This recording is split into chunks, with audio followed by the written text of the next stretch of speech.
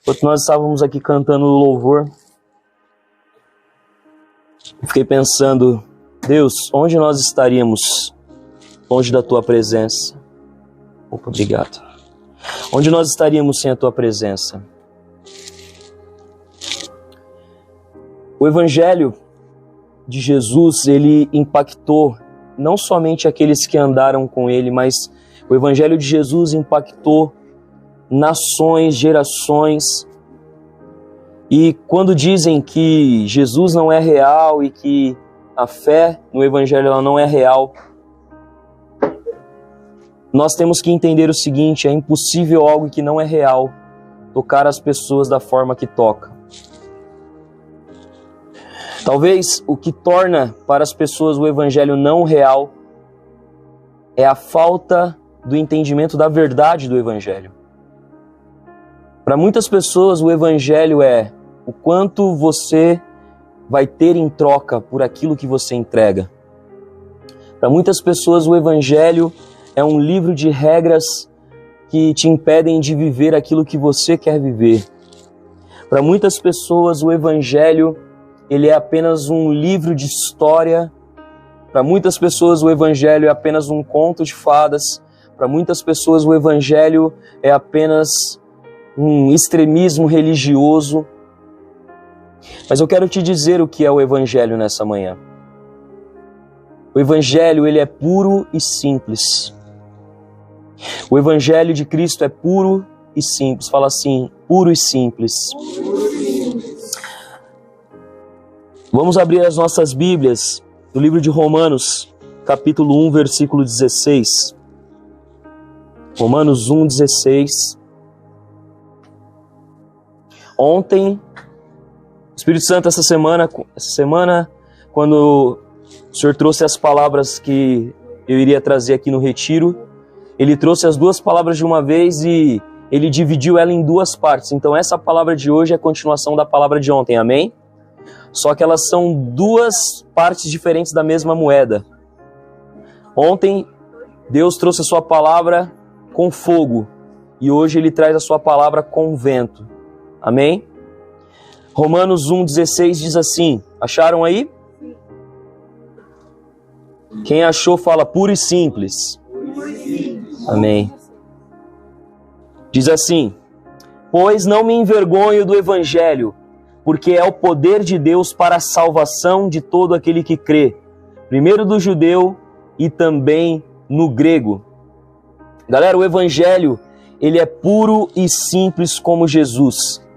O Evangelho, ele é a representação, ele é o espelho de quem Jesus é. Por isso que nós temos que viver um Evangelho cristocêntrico, um Evangelho que está baseado na vida, na obra e nas ações de Jesus. E eu estou dizendo isso porque nós ouvimos e tem muitas coisas por aí que pregam um Evangelho que está fora do eixo entre Jesus. Um Evangelho que prega qualquer coisa menos o que Jesus pregou. Ou transveste o Evangelho de Jesus de algo que se encaixa nas nossas necessidades. O Evangelho ele é puro e simples, como uma árvore que, quando o vento bate, solta suas folhas. O Evangelho é como um vento numa plantação que, ao soprar, caem sementes ao chão e elas naturalmente frutificam. O Evangelho ele é simples para o entendimento e puro para o conhecer. Amém? Se você puder, anote isso. O Evangelho ele é puro para o ele é simples para o conhecimento e puro para o conhecer. Porque esse Evangelho ele é poderoso e resgatador. Porém, ele é simples de se compreender. Quando nós olhamos com os óculos certos. O problema é que muitas vezes a nossa visão fica embaçada e nós não conseguimos enxergar o Evangelho de fato como ele é. Nós vemos uma cultura, coisas que são passadas de geração em geração, de décadas em décadas, aonde o Evangelho ele é manifestado e reconhecido por grandes milagres. Eu quero te dizer, o Evangelho não está em grandes milagres que Deus pode fazer, amém? O Evangelho é reconhecido por grandes movimentos, mas o Evangelho não está nos grandes movimentos, por mais que eles existam, por mais que o Senhor use os movimentos. O Evangelho não está nos dons e talentos que nós podemos ter e que Deus pode nos dar. Nós precisamos entender que o Evangelho ele não tem a ver com o lugar, as pessoas, as circunstâncias. O Evangelho tem a ver com Cristo. O Evangelho tem a ver com a horizontal, com a cruz. E isso é muito importante que você que é adolescente entenda, porque você está começando a sua caminhada cristã e muitas vezes a sua visão vai ser nebliada por coisas que tiram o foco do Evangelho de Cristo. E é muito simples de entender isso. Muito simples de você reconhecer isso. Todas as vezes que o Evangelho estiver no centro do seu umbigo, ele está fora de Deus. Todas as vezes que o Evangelho tirar você, colocar você em um lugar de conforto, ele está fora do centro de Deus. Porque o Evangelho ele é poderoso para nos resgatar. Somente de você estar aqui, isso é provado. Você está aí com 13, 14, 15, 16 anos. Você é uma pequena porcentagem da juventude desse país que nesse momento, com a idade de vocês, está voltando para casa de uma balada, de um fluxo, e alguns talvez nem tenham voltado para casa. Você precisa entender o que Jesus fez por você. Você precisa entender o que o Evangelho fez por você. O Evangelho ele é simples de se compreender quando nós olhamos com os óculos certos, quando os nossos olhos estão no lugar certo. E esse lugar é Jesus. A resposta de tudo no Evangelho está em Jesus. O Evangelho só existe por causa de Jesus. Aliás, o Velho Testamento só existe por causa de Jesus, porque o Velho Testamento anuncia a vinda de Jesus. Tudo o que acontece é para que Jesus venha, e o que acontece pós é porque Jesus veio. Por isso que é o antes de Cristo, depois de Cristo.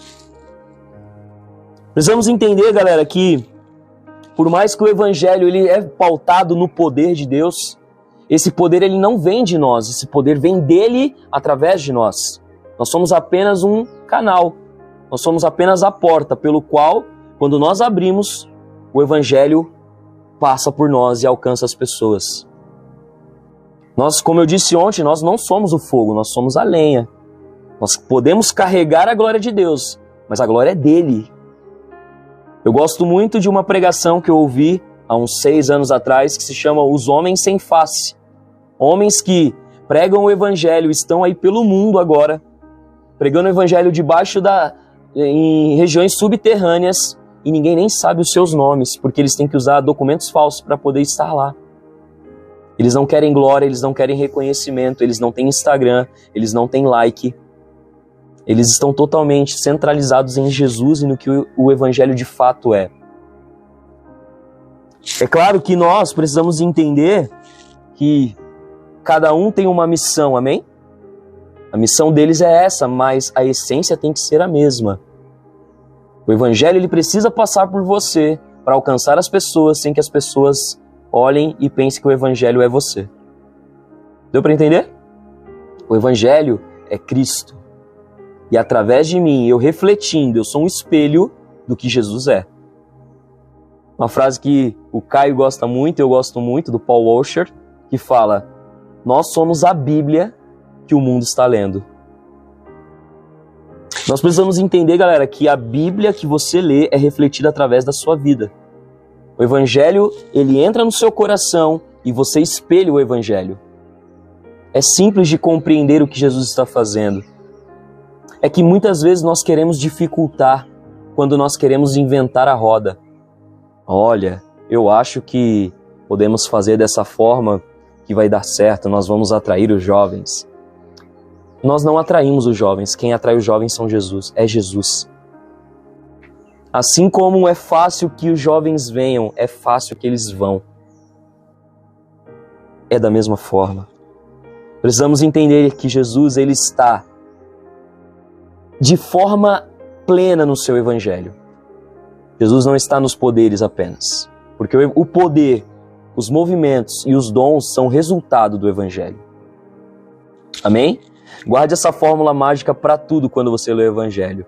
Tudo que nós recebemos é resultado de quem Cristo é. E não é sobre nós, é sobre Ele. Mas nós temos que entender que esse Deus grandioso, tudo que Ele fez até hoje, galera, é por nos amar com um amor que nós nunca poderemos reproduzir. Nós devemos tentar, mas nós nunca reproduziremos o que Ele fez por nós. Precisamos entender que esse Evangelho tem a ver com o que Jesus fez por nós. Tem a ver conosco, mas não tem a ver conosco.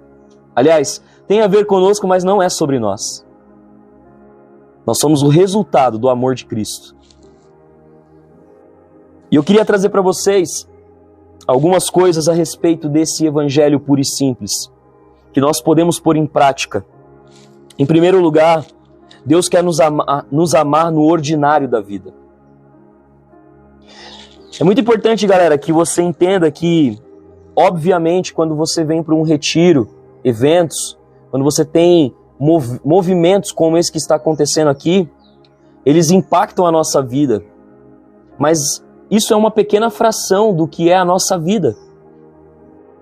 E a gente não pode pautar a nossa vida e a nossa caminhada com Cristo nos encontros apenas, na comunhão. Não podemos pautar a nossa vida com Deus apenas nas experiências. Nós precisamos viver o Evangelho de Cristo no ordinário da vida, no dia a dia, nas coisas mais simples. Vamos ler aí, 2 Coríntios 12, 9.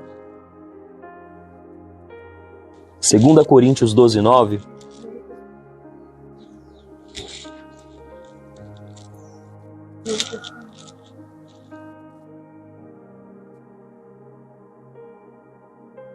Coríntios 12, capítulo 12, versículo 9.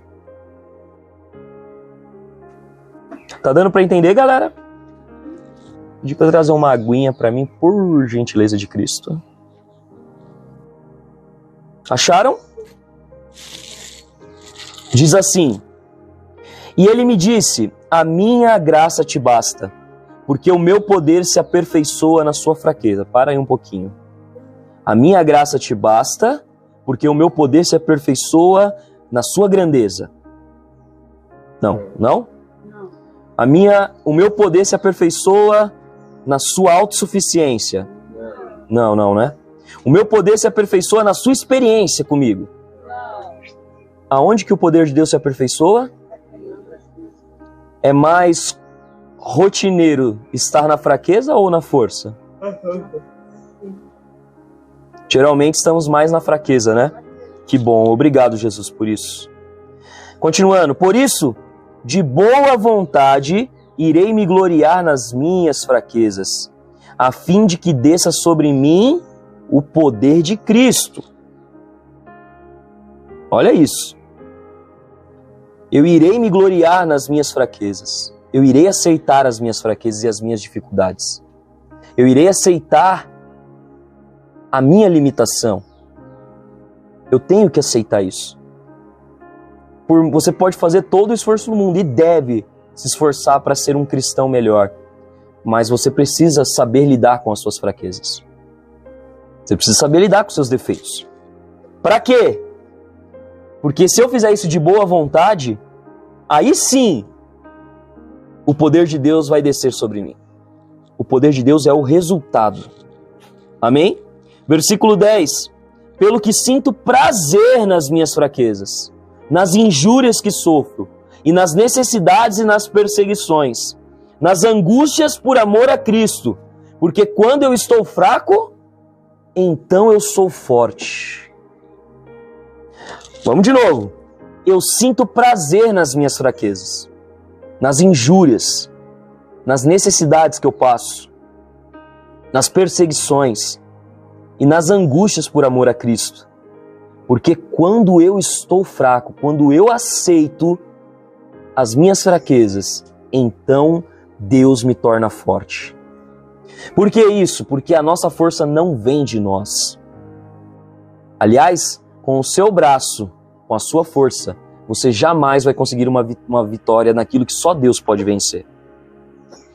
Mas Paulo, ele é um pouco ousado no que ele está dizendo. Ele não diz apenas para que você aceite as suas fraquezas. Ele diz para que você tenha prazer nelas.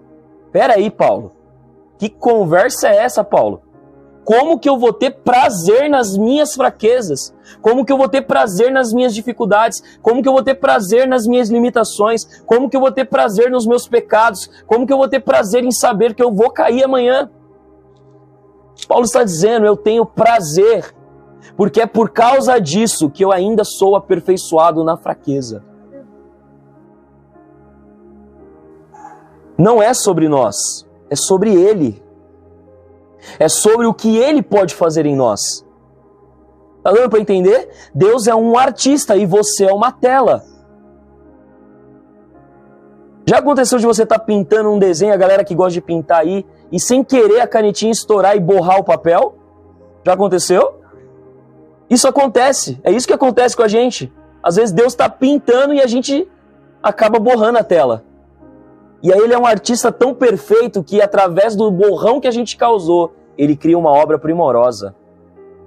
Irmão, nós todos somos um borrão na tela.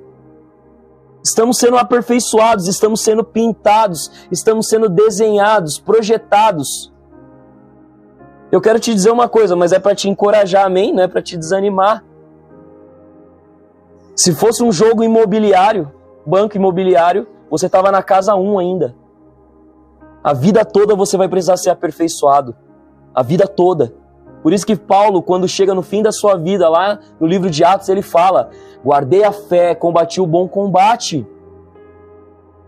Paulo, ele reconhece aqui, isso aqui nós estamos falando dos últimos momentos de vida de Paulo. Ele está dizendo, eu tenho prazer nas minhas fraquezas. Jesus, eu sou a tela que o Senhor está pintando. Mas o que acontece muitas vezes quando nós estamos olhando o Evangelho da forma errada? As nossas fraquezas definem quem nós somos. E aí a gente para tudo que o Jesus está construindo.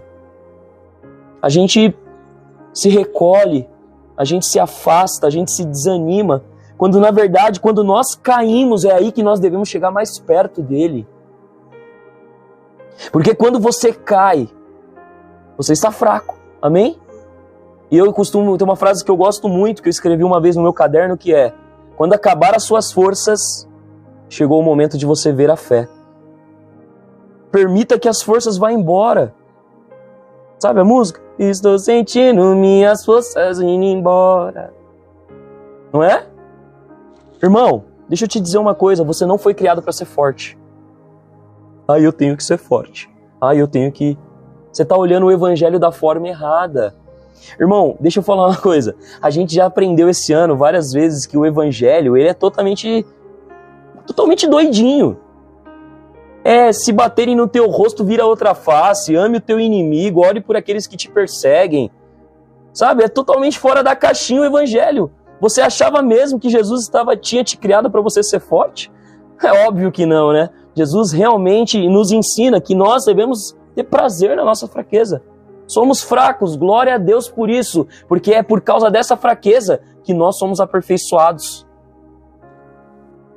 Deixa eu falar, você não precisa ser super-homem da fé não, mano. Se tiver que chorar, chora. Se tiver num dia mal, liga pra alguém, mano, ora comigo. Nós precisamos ter um olhar para o Evangelho de uma forma simples. E também acho que aqueles que dormem na hora da palavra deveriam ser queimados. Não é verdade? Aqui, ó. Vamos separar a dupla do Dá aqui? Aí, ó. Oh, meu Deus, até babou. Eita, que babadão. Bora, acordar. Eu não tô dormindo nada. Mano, tira essa cobertinha aí. Tira essa cobertinha aí. Vai. Vai, tá orando. Orou tanto que saiu até óleo da boca, da unção. Não. Solta. Vai. Viu, gente? Amém? Vamos continuar, galera? Bom, o Evangelho, vou falar algumas coisas aqui pra você. O Evangelho não se trata de sentir, mas de crer. Amém? Presta atenção. O Evangelho não se trata de sentir, se trata de crer. Muitas vezes a gente olha para o Evangelho achando que o Evangelho vai nos fazer sentir algo. Se eu sentir Deus, é porque o Evangelho é real. Que Bíblia que você está lendo, mano? Que Bíblia que a gente está lendo? Nós não precisamos sentir nada. Porque o versículo que fala que sem fé é impossível agradar a Deus, não fala sem sentir a fé é impossível agradar a Deus. O que a fé é, irmão? Certeza das coisas que não se veem, mas se espera. Muitas pessoas, galera, saem da igreja, abandonam a fé, porque elas nunca sentiram Deus. Porque é como se Deus fosse um pote de biscoito na estante. Imagina, já viu? Sabe aquele pote de biscoito que você, quando é pequeno, você tem que subir na estante para pegar? As pessoas acham que Deus é isso. Eu preciso fazer um esforço para que eu possa provar a Deus. Mas deixa eu te falar uma coisa. Não é você que atrai a presença de Deus. É Ele que derrama sobre você. Então, não viva esse evangelho buscando sensações. Conheço muitas pessoas que sentiram arrepios, que disseram que sentiram a Deus e que hoje estão no mundo. E a verdade é que quem sente Deus não volta para o mundo. Porque há transformação com o encontro com Cristo. Eu não conheço ninguém que encontrou a Cristo que não foi transformado. Ninguém. Ninguém. O que nos leva à seguinte questão. Se a gente ainda não foi transformado é porque a gente ainda não encontrou a Cristo. Ou talvez a gente esteja olhando com óculos errado. Precisamos entender que esse evangelho ele não é percebido na alegria, mas principalmente na dor. Alguém aqui já teve uma experiência com Deus na sua dor? No dia que você estava triste, angustiado, no dia que tudo parecia que não tinha mais jeito? Deixa eu te perguntar, você teve mais experiências com Deus na dor ou na alegria? Então por que a gente quer tanto que dizer que o evangelho é só quando a gente está alegre? Eu estou alegre e o evangelho está em mim. Não. O evangelho está em nós, principalmente na dor. Nas tristezas, nas angústias. Não se trata da nossa capacidade, mas sim da nossa incapacidade.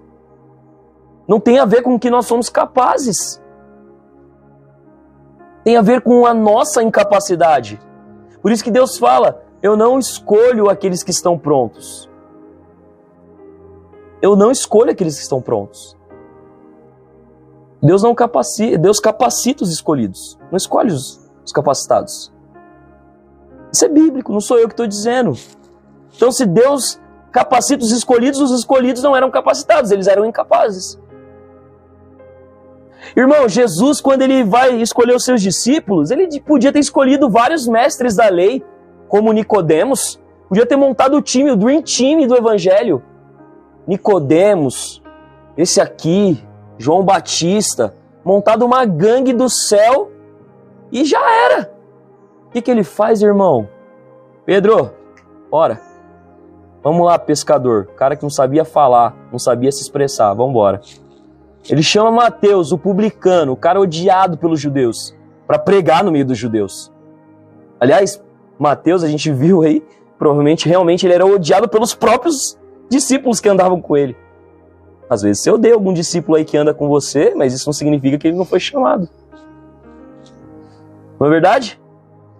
Jesus, ele pega os piores dos piores. Os piores dos piores. Para poder andar com ele. E capacita eles. Galera, nós somos salvos pela graça e não tem nada que nós possamos fazer. Nada que nós possamos fazer para retribuir a ele. Nada. Deixa eu te falar, o que você recebeu de Deus, você nunca vai conseguir retribuir. Nunca. Podemos viver 10 milênios, jamais vamos conseguir retribuir o que Deus fez por nós. Então não se trata de você ser capaz. Não se trata do dom que você tem. Não se trata se você não tem um dom, ou acha que não tem.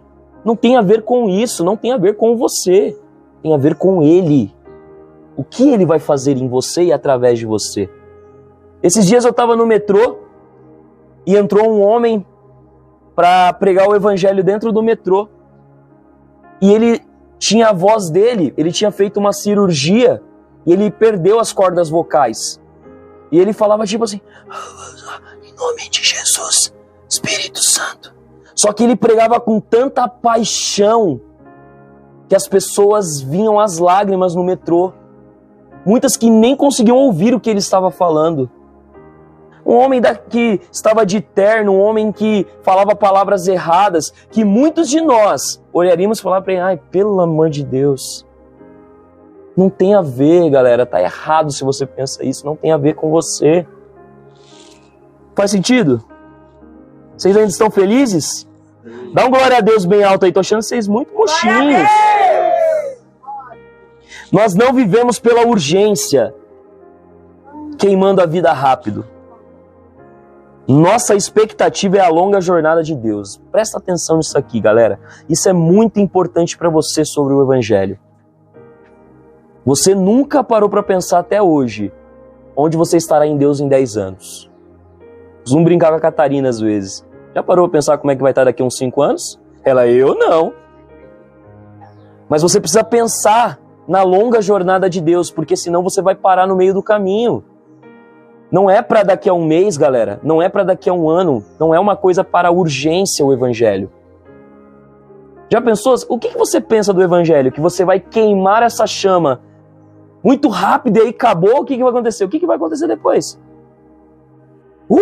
Ai, ui, tchê, tchum, acabou. E agora? Ai, tem que buscar de novo. Aí a gente vive de copo para encher, de copo para encher, de copo para encher. Quando na verdade Jesus está te chamando para viver e transbordar o tempo todo. Uma longa jornada, é uma longa jornada, uma longa jornada. Jesus, ele antes de começar a pregar o Evangelho, ele viveu 30 anos se preparando para aquele momento. Como um homem. Foi criança, foi adolescente, com certeza teve a sua fase de adolescente, mas aos 10 anos ele estava na igreja pregando o Evangelho. Fez coisa errada, porque sumiu do pai da mãe, o pai e a mãe, meu Deus, cadê meu filho? Cadê meu filho? Mas tudo bem, isso aí a gente não precisa falar sobre isso, mas estava lá pregando o Evangelho para os doutores da lei. É mais ou menos como pegar o Marquinhos, levar ele lá na igreja e ele pregar para um monte de pastores. Imagina que o seguinte, galera, se você queimar rápido demais essa chama, você não vai ter chama depois. Você precisa pensar a longo prazo no que Deus vai fazer na sua vida. Por isso que nós precisamos sonhar para o Senhor. Os sonhos são o caminho que nós traçamos para poder ter essa longa jornada. Você acha que com 60 anos você vai estar fazendo o que da vida? Ai, vivi ótimos 10 anos na igreja, foi maravilhoso, que tempo maravilhoso. Vem aqui ver meu álbum de fotos digitais, e que na verdade vai ser uma coisa holograma, né?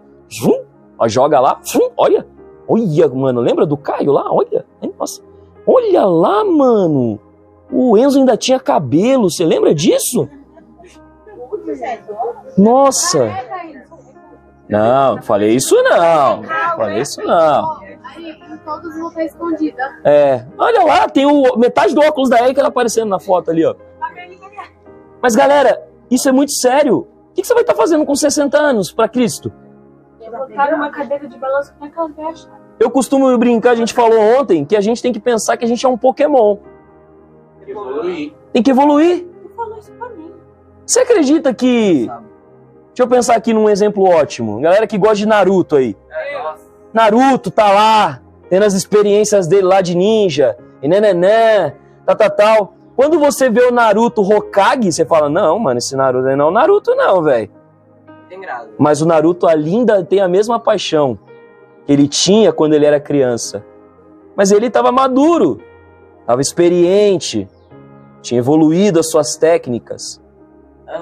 Nós precisamos nos olhar, galera, como nós estaremos daqui a 10 anos e não fugir da comissão de Deus para nós. A jornada é longa. Você acha que Jesus está te preparando para quê? Para contar a história da carochinha? Olha, nossa, na adolescência eu ia na igreja, olha que negócio maravilhoso, mas depois acabou. Eu fui viver a minha vida e acabou. Tá olhando com óculos errado. E eu entendo de óculos. Você jura? Tem que ser o da Pet. Eu nem tenho. Gente, a jornada é longa. É uma longa jornada. Talvez no último dia seu de vida, você vai estar chorando diante de Deus, falando, Senhor, eu sou falho. Até o último dia. Por isso que Paulo diz que nós precisamos aceitar as fraquezas, ter prazer nelas e permitir que Cristo nos alinhe. Precisamos permitir que Cristo nos alinhe na nossa fraqueza. Segundo lugar, esse evangelho veio para nos resgatar de um futuro violentado. Vamos ler Lucas capítulo 10, versículo 30. Só anota aí, depois você lê. Diz assim, Lucas 10, 30. Diz assim, Jesus continua dizendo, um homem descia de Jerusalém a Jericó e caiu na mão de assaltantes, que o roubaram e o espancaram, deixando ele praticamente morto. Casualmente, descia pelo mesmo caminho um sacerdote, um homem de Deus, um pastor, um líder, e o vendo, passou pelo outro lado, ramelão. Depois, no versículo 32, assim também como um levita, agora sim, o músico da igreja, o adorador, aquele que vai, tenho certeza que ele vai parar para socorrer ele. Ao vê-lo, passou pelo outro lado também, outro ramelão. Aí o 33, mas um samaritano que ia de viagem, chegou perto dele e o vendo, encheu-se de compaixão. E aproximando-se, colocou o curativo nas feridas e colocando nelas azeite e vinho e colocando sobre o seu cavalo, o levou para uma estalagem e cuidou dele. E no dia seguinte pegou algum dinheiro que tinha e deu ao hospedeiro e disse, cuida dele e tudo que ele gastar a mais eu pagarei quando voltar. Isso aqui é muito profético, irmão. O Senhor me deu uma revelação a respeito disso aqui, que é o seguinte. O sacerdote e o levita representam a religiosidade de quem olha com os óculos errados a fé. Mas o samaritano, o bom samaritano é Jesus. Jesus, ele olha para as nossas vidas, que de alguma forma foi violentada em algum momento da nossa vida. E ao nos ver, ele tem compaixão de nós. Ele coloca sobre as nossas feridas azeite e vinho. Azeite, unção. Vinho, alegria. Tá pegando o mistério e fala assim, esse é o mistério. Esse é o mistério. Não somente isso. Ele não nos cura e nos deixa lá. Ele nos toma sobre os ombros e nos coloca sobre o cavalo e nos leva para sermos curados. E ao estarmos no lugar de cura, ele fala o seguinte, e tudo que ele gastar a mais, eu pagarei quando voltar. Jesus vai voltar para buscar uma igreja que é curada, sarada, sem mancha e sem marcas. Só que essa igreja, ela se fere. A noiva se fere ao longo do caminho. Mas o noivo nos cura para que quando ele volte, a gente esteja pronto para subir. Esse evangelho veio fazer isso conosco, galera. Preste atenção. Nós fomos violentados pelo pecado. O pecado nos desfigurou. O pecado nos violentou. Nosso futuro estava comprometido por causa do pecado. Estávamos como esse homem jogado ali na estrada, porque o salário do pecado é a morte, nós estávamos para morrer. Nos feriram, o ladrão veio, a Bíblia diz que o ladrão vem senão para matar, roubar e destruir. E aqui esse versículo fala a respeito disso. O ladrão veio para roubar a sua fé, veio para te matar, para te destruir, te deixou ferido na estrada. E muitas vezes pessoas que professam a fé olharam para você e disseram, não, deixa ele para lá. Pessoas que cantam, louvam, adoram, pregam, olharam para você e falaram, não, deixa ele para lá, que ele morra no caminho. Mas Cristo, o bom samaritano, ele olhou para você e teve compaixão. Você está entendendo o que está acontecendo aqui nesse versículo, irmão? Estamos falando de um Cristo que olhou para as nossas vidas, feridos, marcados pelo pecado, e não nos abandonou. É sobre isso o evangelho, sobre nós, mendigos, buscando o pão do evangelho. Nós somos mendigos à beira da estrada, pedindo um pedaço de pão, Mas Cristo, Ele não só nos alimenta, como nos cura. Eu quero dizer para você o seguinte, eu não sei qual é a marca que você carrega nesse instante.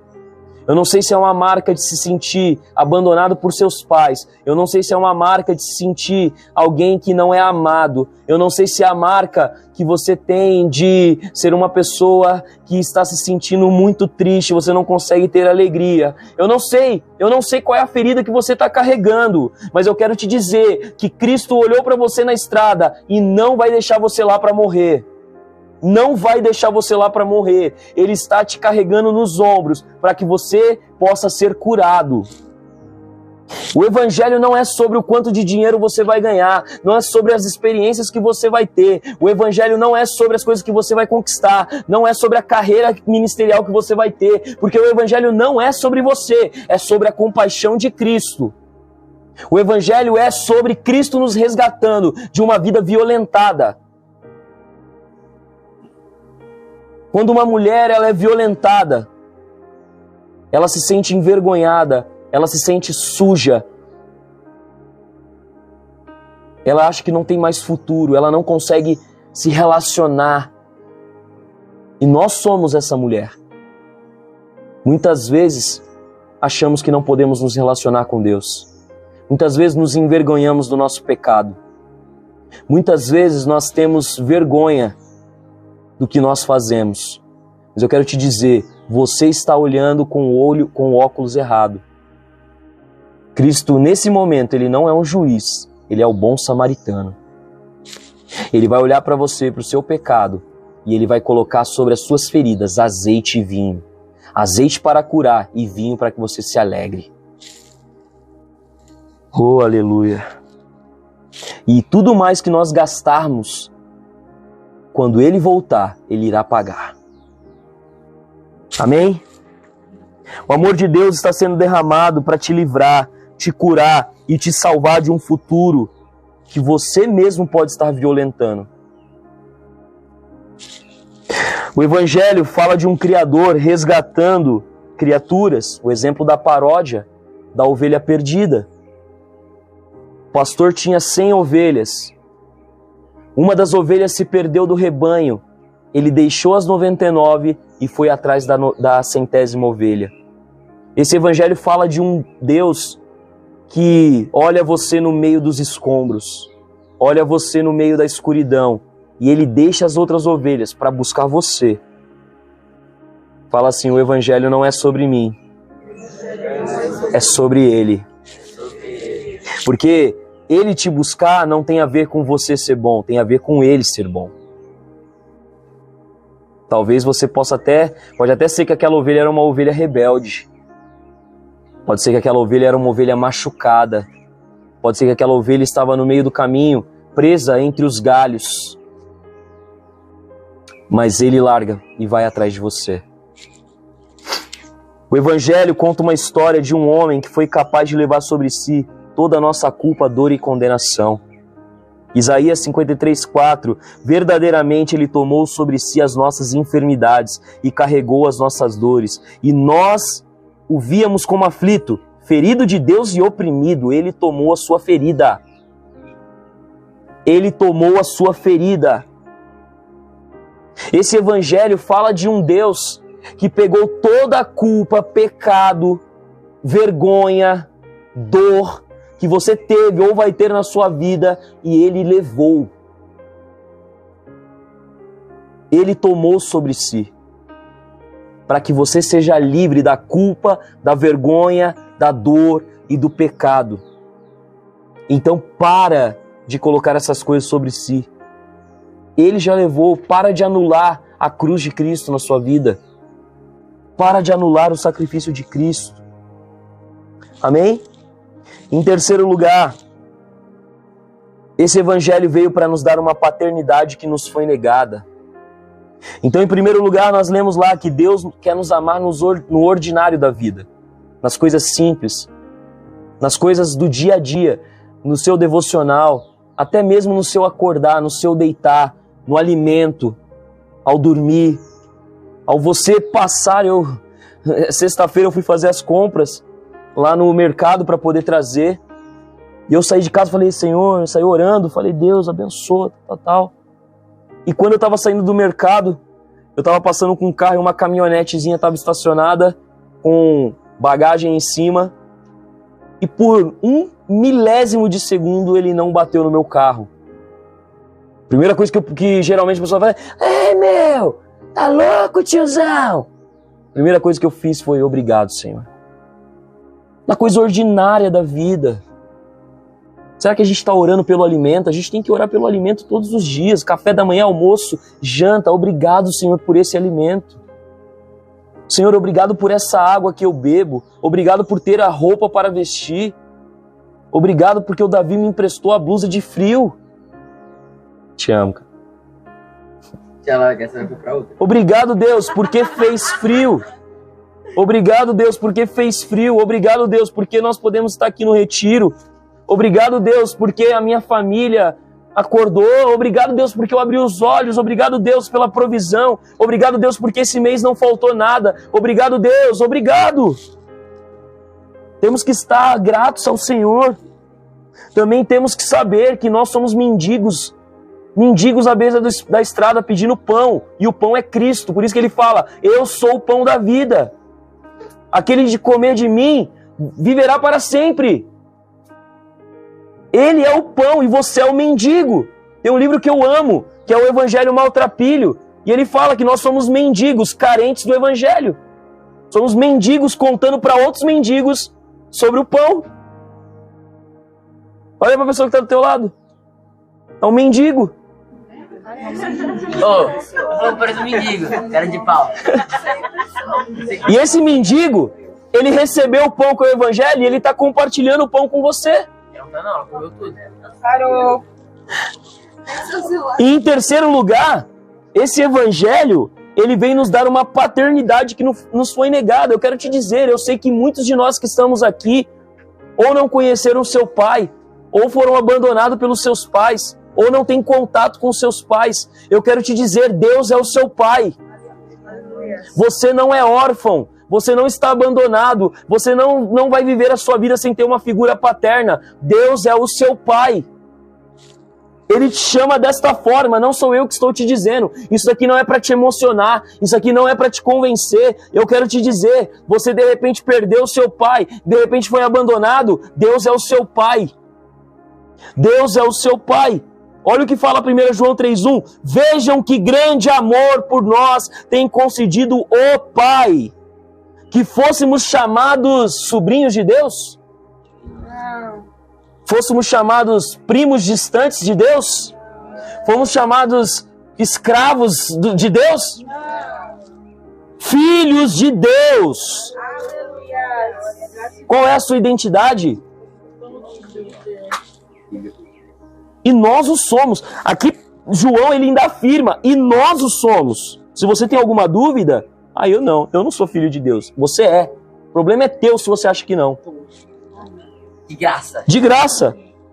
Por isso o mundo não nos conhece, porque não conheceu a Ele. Ei, deixa eu te falar uma coisa. As pessoas podem olhar para você e dizer, cara, mas você não tem pai, como que você não se sente órfão? É porque eu tenho um pai, no qual você não conhece.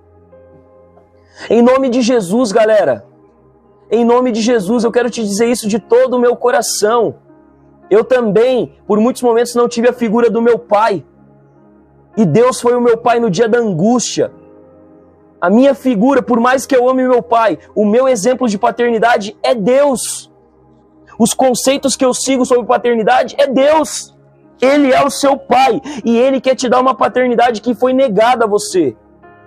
Porque nós estávamos órfãos, estávamos abandonados, estávamos largados e Ele nos trouxe o amor dEle e disse, ei, você é o meu filho. Você é o meu filho. O Evangelho fala de um pai que abriu mão do seu filho. O Evangelho fala de um pai que abriu mão do seu filho para nos adotar como os filhos. Deus tinha um filho só, único, primogênito, e Ele entregou ele para que nós pudéssemos ser chamados de filhos e Cristo, nosso irmão mais velho, Cristo. Amém? É necessário um novo nascimento, galera. É necessário um novo nascimento. João 3,5 fala, Jesus respondeu, em verdade, eu digo a vocês, que se alguém não nascer da água e do Espírito, não poderá entrar no reino de Deus. O que é nascido da carne é carne, e o que é nascido do Espírito é Espírito. E não admitem eu estar dizendo isso, necessário é você nascer de novo. Você se torna filho quando você nasce da carne, nasce da água e do Espírito. Quando você nasce da água e do Espírito, não é um ritual, olha, agora eu nasci da água, me batizei e nasci da água. Não. Quando você se batiza na água, você está dizendo, eu tenho um pai. Eu tenho um pai de amor. Esse evangelho é sobre isso, galera. O evangelho é puro e simples, o evangelho não é sobre grandes palavras de conhecimento, o evangelho não é sobre grandes revelações, por mais que o evangelho gere isso, o evangelho é sobre mendigos buscando o pão do evangelho. Muitas vezes nós não queremos ser mendigos, nós queremos ser o rico.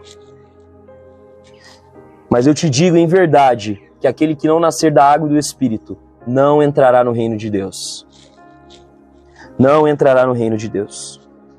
E como que nós nascemos de novo? A água significa a decisão de deixar a vida velha para trás. E o Espírito é o resultado da escolha de viver a nova vida e ser cheio do Espírito Santo, que é a leitura da palavra, oração, jejum, comunhão. Nós precisamos viver esse evangelho, galera. Ele é puro e simples. Esse evangelho se trata desse Deus. Talvez não seja atrativo aos homens. Talvez os homens queiram as riquezas. Talvez os homens queiram o que Deus tem para dar. Tem uma canção que diz o seguinte, muitos querem tuas mãos, mas nós só queremos os teus pés. Muitos querem tuas mãos, nós queremos os teus pés. Isso significa que muitos querem o que Deus tem para nos dar, mas não querem estar diante dos pés dele. Quando nós entendemos a paternidade de Deus, galera, nós nos tornamos completos. Talvez você tenha o seu pai dentro de casa, mas você se sinta abandonado. Eu quero te dizer, Deus é seu pai. Deus é o seu pai. Deus é o seu pai. A Bíblia diz que Deus sendo pai, se nós pedirmos a Ele pão, Ele não nos dará pedra. Se nós pedirmos a Ele peixe, Ele não nos dará uma serpente. A Bíblia fala que Ele é um pai bondoso, um pai de amor, mas Ele é um pai justo, que nos corrige, que nos exorta e que nos alinha. O Evangelho precisa ser visto, galera, da forma correta, com óculos corretos. A visão que você tem do Evangelho hoje, qual é? Você esperava que o Evangelho te daria coisas? O Evangelho vai te tomar coisas. Você achava que o Evangelho ia te dar nome? O Evangelho vai tirar o seu nome. Você achava que o Evangelho te traria benefícios e conforto? O Evangelho vai tirar tudo e te deixar desconfortável. O Evangelho é uma espada que nós somos feridos todos os dias. Todas as vezes que nós abrimos as nossas Bíblias, todos os dias em casa, nós precisamos ser feridos. Precisamos ser feridos. Precisamos saber, cara, que esse Evangelho não é sobre nós. E o nosso orgulho, como eu falei ontem, nós amamos a idolatria. Nós precisamos tomar cuidado para que o Evangelho não seja algo sobre nós. Até mesmo o testemunho que nós contamos é sobre Ele. É sobre o que Ele fez. Não é sobre nós. Mesmo que a gente quisesse se esforçar para fazer algo pelo Evangelho, nós não conseguiríamos. Eu quero dizer para você, se você tem chorado por causa da dificuldade que você tem de lidar com algum pecado, se você tem chorado com a dificuldade de lidar com o pecado que você comete, não pare, não desanime, não se entristeça. Levante, busque a Ele e fala, Senhor, eu sou fraco, aperfeiçoa a sua força em mim. Eu sou fraco, aperfeiçoa a sua força em mim. Para que você possa viver de fato o Evangelho. Galera, nós estamos falando de uma cultura no mundo onde existe um pseudo-evangelho. Esses dias, eu estava vendo um vídeo do pastor Luciano Subirá, e ele estava falando sobre jejum. Jejum, uma coisa simples. Uma coisa simples que Jesus fazia, os seus discípulos faziam, e ele nos deixa como uma ordem. Você sabe qual é o poder do jejum? A Bíblia diz que tem demônios que só saem com jejum. Tem situações nas nossas vidas que só saem com jejum. E ele estava falando a respeito da cultura do jejum, e ele falou uma coisa que é verdade. O jejum caiu em desuso. As pessoas não jejuam. As pessoas, eu preciso de algo, vou jejuar. Jejum virou o amuleto da sorte. Vou jejuar pelo propósito e... não aconteceu. Preciso jejuar de novo. Irmão, o jejum é aquilo que nós temos como respiração. Precisamos jejuar da mesma forma que comemos. O jejum não pode ser uma vez na semana. Você precisa jejuar sempre. Assim como a água que você bebe, você precisa jejuar. E o pastor Luciano Subirá estava falando isso, e eu comecei a falar, meu Deus, ninguém fala mais de jejum nas igrejas. Ninguém fala mais de jejum nas juventudes. Isso é verdade. Existe um evangelho paralelo sendo pregado. E se você não estiver com seus olhos, com a lupa no evangelho da forma correta, você vai viver um evangelho falso. E você vai passar a sua juventude buscando coisas que não são o evangelho. E o que vai acontecer? Sua fé vai acabar. Precisamos viver essa longa jornada, galera. Os meninos aí que não tem nem barba ainda. Quando você tiver barba, cabelos brancos, você ainda estará sendo alinhado pelo evangelho. Mas Ari, se eu ler a Bíblia toda, todas as vezes que você lê um versículo, 2, 3 vezes, ele sempre fala de forma diferente ao seu coração. Você pode ler João 3,16 hoje e falar, meu Deus, que bom, Deus amou o mundo de tal maneira. Mas amanhã você pode ler esse versículo e falar, meu Deus, Deus amou o mundo de tal maneira. O que eu estou fazendo a respeito disso? Precisamos, galera, em nome de Jesus, ver o evangelho da forma correta, para que você não morra no meio do caminho, para que você não caia no meio do caminho. Você precisa estar vigilante quanto ao desânimo da sua alma. Você precisa estar vigilante. Sabe, você é adolescente, a sua vida precisa ser construída na igreja. Assim como Paulo aos pés de Gamaliel, você precisa estar diante da palavra, sendo aperfeiçoado. Jesus, ele ia para a sinagoga, Paulo ia para a sinagoga, os discípulos iam para a sinagoga. Por que você quer fazer o evangelho de dentro de casa? Hoje eu não vou porque o céu está amarelo. Hoje eu não vou porque o meu signo diz que eu não devo ir hoje.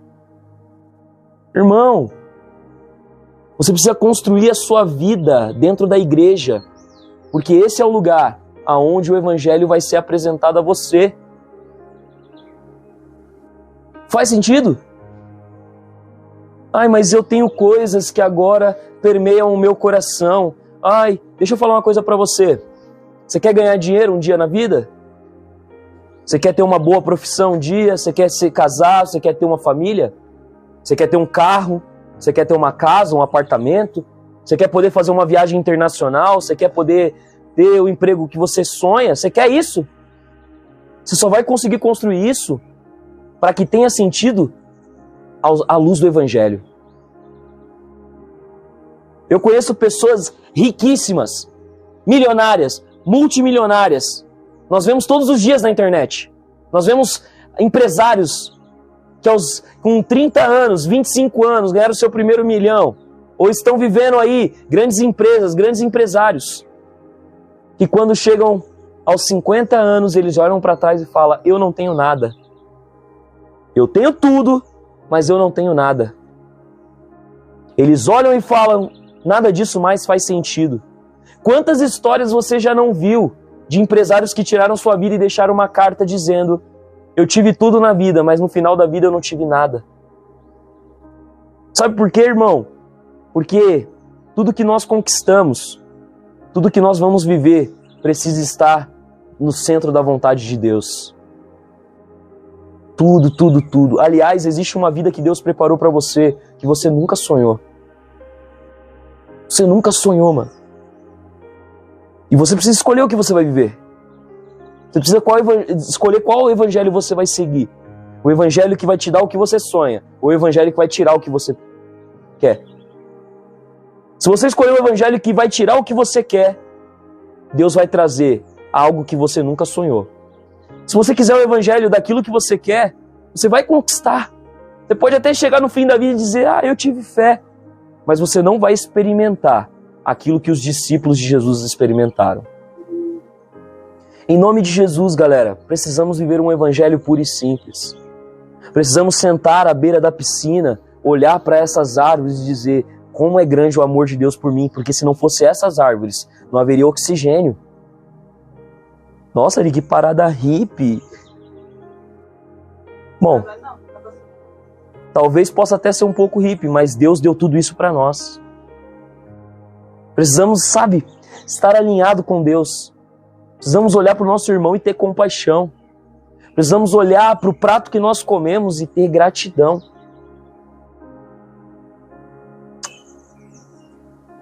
O Espírito Santo quer que a gente comece a olhar para Ele e ter Ele como um amigo. O Espírito Santo, ele é o nosso melhor amigo. É Ele que fala para você, ei, acorda. Ou, não vai para aí não. Ou, não, é minha consciência. É o anjinho e o diabinho. Não, irmão, não tem não, meu irmão. A única coisa que está dentro de você é o Espírito Santo. E é Ele que diz para você, mano, para de ramelar. Mano, para de fugir. Mano, não, Espírito Santo, pelo amor de Deus, eu não vou cantar, eu não vou pegar.